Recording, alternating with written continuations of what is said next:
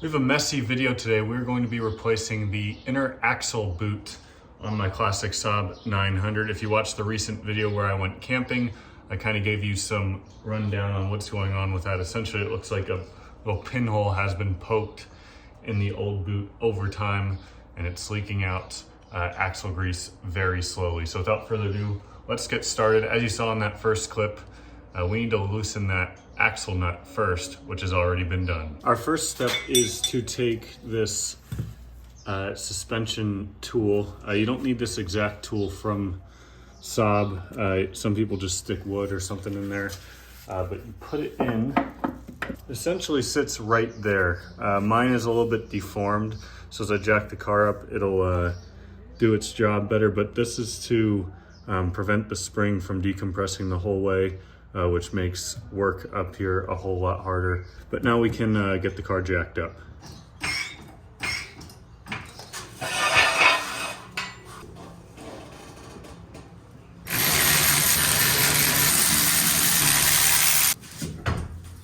Now, I only have this corner of the car jacked up, so as you can see, I can kind of maneuver the axle a little bit easier since the weight of the car is keeping the transmission in place because one wheel's still on the ground. But let's pop this out. Look at that. Now comes the challenge. So obviously with the hub in place here, we can't just remove the axle. Now the way the Bentley manual tells you to do is essentially take apart this entire hub. I'm talking both the ball joints, the tie rods, take the brake caliper off, and it sounds like they essentially want you to remove the entire hub from the car. As far as I can tell, there is a workaround that we're gonna try first, and that is turning the wheel all the way to one side, removing this lower ball joint right here, and hopefully being able to pull this whole hub up and out of the way enough to be able to slide the back of the axle out. So let's try that. The ball joint has two bolts going through it. So on the back side here where you can't see, there are two nuts.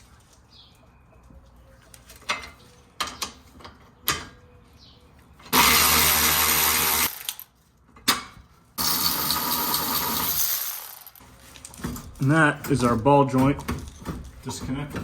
So just to give you an idea of the suspension geometry here, you have the upper ball joint too, and those are the two big pieces that connect the hub to the car. But then you also, of course, have the tie rod here, which impacts your steering. So because this is still connected, I can't pull this out this way, but I can pull that out that way, like so. Now underneath the car, here is our boot that attaches it to the transmission that we need to loosen.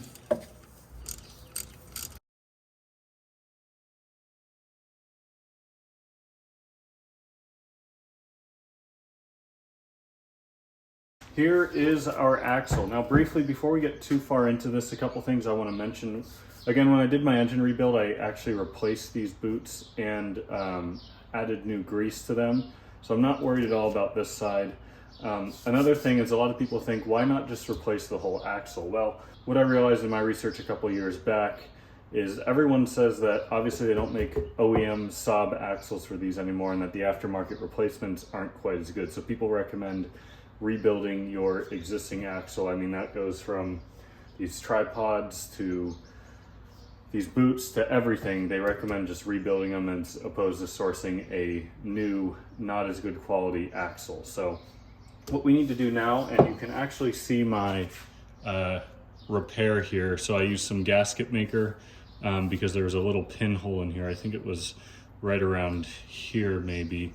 And it actually worked pretty well. It did start to leak again very slowly, but that was just a Band-Aid fix so I could take it camping. But now we are good to tear this apart. So first thing we need to do is cut off these old clamps and then remove the old boot. But I think before I do that, I'm gonna clean out as much of this grease as possible to avoid making a huge mess. What we need to do to get the new boot on is remove this tripod right here. And once this is off, it'll be super easy to slide on our new boot. Right. Instead of cutting that, I was able to just kind of undo the clamp these are one-time use. The new boot comes with new clamps anyways, so we'll be good on that. Now I get to break out possibly my least favorite tool, which are snap ring pliers. So it's hard to see on camera. I'll zoom in here, but there's a snap ring. You can see the hole for one of them right there. Well, they're both right there actually. And so this is what holds the tripod onto the axle. So we need to stick these pliers in here, squeeze it to spread the snap ring apart, and pull the snap ring off of the axle. Once that's off, the tripod will slide off.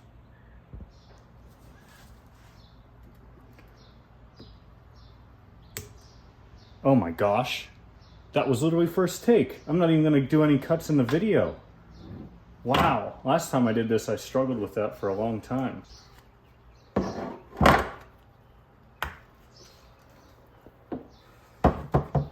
I'm using a paper towel to hopefully lighten the load a bit, because I don't want to smack this with a hammer directly, and I don't have a mallet. Obviously, I don't want to deform this. It does look like it's slowly starting to come off. There we go. All right.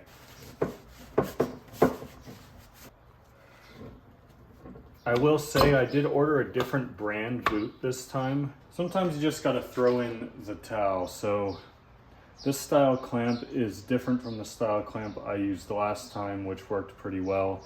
These seem to, in theory, work very well. Problem is, the clamp that they give you is the biggest spot that you can put it on is the spot it needs to be on. So in other words, there's no way to get it started and then tighten it. So it was just, I mean, I fought this for 45 minutes trying to get this on here, and there is just absolutely no way, even with the proper tools, to get this thing to fit. So shout out GKN for that.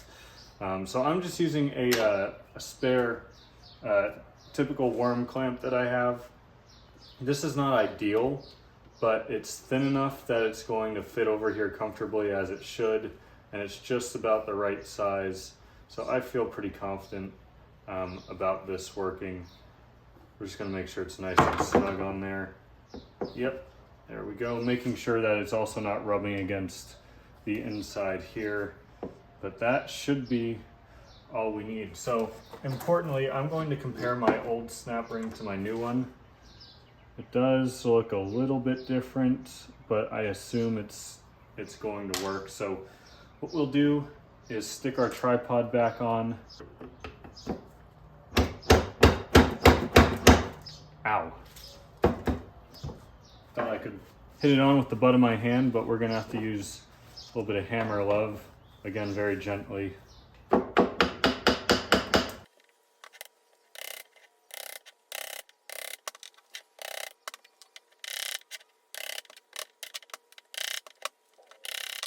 So you should be able to get it in there far enough that where that ridge is exposed, where the snap ring needs to slide into. So snap ring pliers, new snap ring.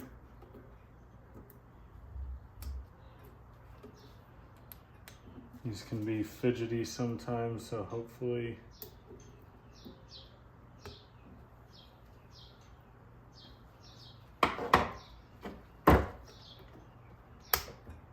new snap ring is in. They do include new grease with this. So I'm just going to open this up and not fill it 100% full with grease, but make sure I get grease inside these bearings, deep inside the boot, kind of everywhere, so that way this is properly lubricated and does not wear out. Another messy part of this job.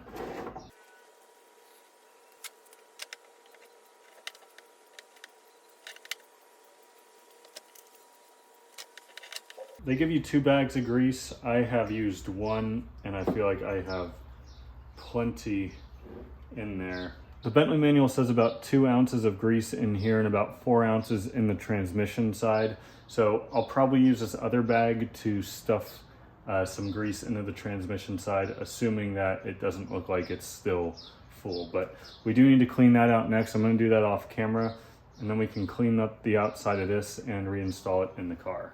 Pretty good amount of grease in there already. I think I'll add a bit more in there just to be safe, but I also don't want to overfill it. It's kind of hard to know how much exactly is in there. I'm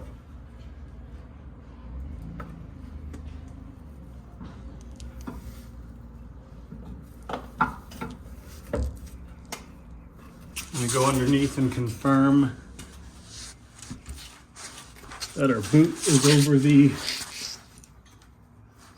transmission.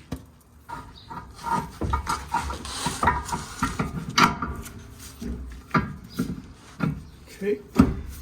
Next, I'll tighten this boot up on the transmission side, and then we can come back to working on the hub side here.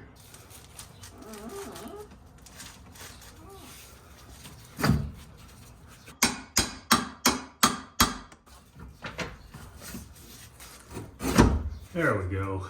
All right, that's all clamped down and good to go. So right there is where our hole was. I'll put an arrow on the screen on the old boot, and you can see there's just not a ton of clearance there. So if the suspension jumps up or down too much over time, I can see how that rubs a hole. I thought about maybe putting a piece of rubber there or something, but that's just going to cause it to wear through sooner. So I don't know if you guys have any ideas or suggestions on things you could do there, but we'll just monitor it over time. And for now, really all we have left is lining up the sway bar, which is right where this power flex bushing is right here, the ball joint, and the control arm. So we're gonna have to do a little bit of fidgeting here to get those two bolts back through, and then we gotta make sure, of course, we remove this on the way down and tighten down our axle bolt and everything else. So let's get started.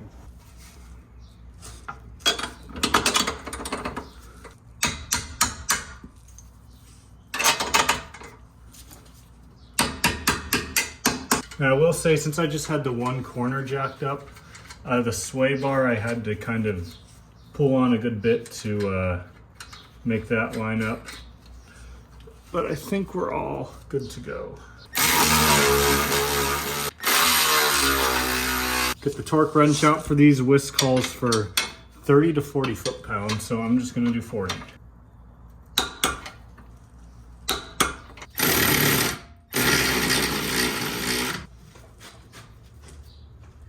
You are supposed to replace this axle nut, so ignore me using the old one. There's a lot of grease that has gotten on the brake rotor, so I will clean that off and then we can put the wheel back on.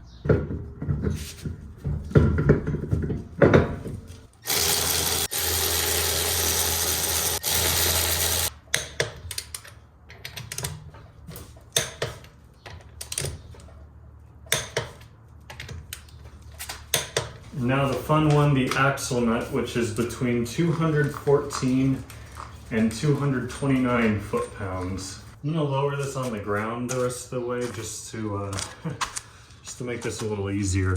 Well, that's very unsatisfying. Camera didn't record there, but got it about halfway down, turned the wheel to the left, pulled out the suspension tool, dropped it down till the wheels were touching the ground, and then torqued down the axle bolt very smoothly. No issues at all with any of that. So now we should be, I guess, leak-free of axle grease. One final finishing touch before I forget. I get our center cap back on there. There's a bit of a shortcut for how to do the axle boot. I mean, the install and removal of the axle was maybe 15 minutes out, 15 minutes back in. It was the process over there that really took probably about 80% of the time. So hopefully that worm clamp works just fine. I'm sure you guys will tell me in the comments if you think that's a bad idea. But if you enjoyed this video, found it informative or helpful, please give it a thumbs up. I am waiting on some fabric for a cool and unique modification for this car, which you guys will hopefully see in a coming video. But that's all for today. If you enjoyed the video, please give it a thumbs up, subscribe if you haven't already. I'll see you in the next one.